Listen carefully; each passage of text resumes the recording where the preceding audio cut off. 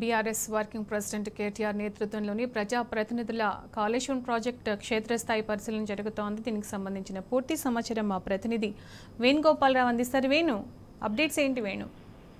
సునీత, మేడిగడ్డకు కొద్దిసేపటి క్రితమే కేటీఆర్ చేరుకున్నారు. ఇటు మేడిగడ్డ బ్యారేజ్ మీద నిలబడి ఇటు ప్రాణహిత గోదావరి నదికి సంబంధించినటువంటి దాన్ని పరిశీలిస్తున్న నేపథ్యం కనిపిస్తుంది. అంటే ఇప్పటి కొద్దిసేపటి క్రితమే మీడియా సమావేశం కూడా నిర్వహించారు.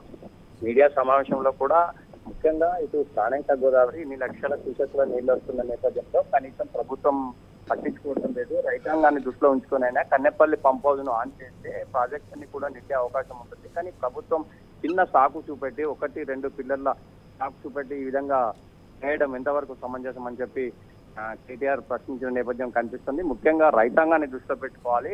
అధికారం అనేది శాశ్వతం కాదు, ప్రజలనే వారు మనకు శాశ్వతం. ప్రజల దృష్ట్యా ఇటు రైతాంగం దృష్ట్యా కన్నెపల్లి పంప్ హౌస్ ను ఆన్ చేయాలని చెప్పిన నేపథ్యం, ఒకవేళ ఆల్టర్నేట్ అంటే 2వ తారీఖు వరకు కూడా మేము మీకు సమయం ఇస్తున్నాం.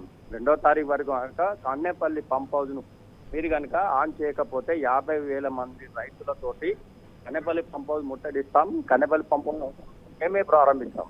అంటే ముఖ్యంగా ఇది ఎల్ఎంపీ కావచ్చు, రాజరాజేశ్వర బ్యారేజ్ కావచ్చు, ఎల్లంపల్లి ప్రాజెక్టు కావచ్చు, ఇవన్నీ కూడా వెలబెలబోతూ కనిపిస్తున్నాయి. అంటే పక్కన ప్రాణహిత గోదావరి ఇన్ని లక్షల క్యూసెక్ల నీళ్లు పోతున్నా కూడా ఎందుకు కళ్ళు మూసుకొని ఉంటుంది ప్రభుత్వం, ఎందుకు పట్టించుకుంటలేదు? యాక్చువల్ అయితే దీన్ని నా దృష్టిలో క్రిమినల్ నెగ్లిజెన్సీ అని నేను అంటానని చెప్పి కూడా అన్నటువంటి నేరపూరితమైనటువంటి పరిస్థితిగా భావిస్తున్నాను. ఇది రైతాంగాన్ని దృష్టిలో పెట్టుకోవాలి, రైతాంగాన్ని దృష్టిలో పెట్టుకోవాలి చేయాలని చెప్పిన నేపథ్యం కనిపిస్తుంది. ప్రస్తుతం అయితే ఇటు కన్నెపల్లి పరిశీలించి ఇక్కడికి మేడిగడ్డకు వచ్చారు. మేడిగడ్డను పరిశీలిస్తున్నటువంటి పరిస్థితి. Right Venu, thank you.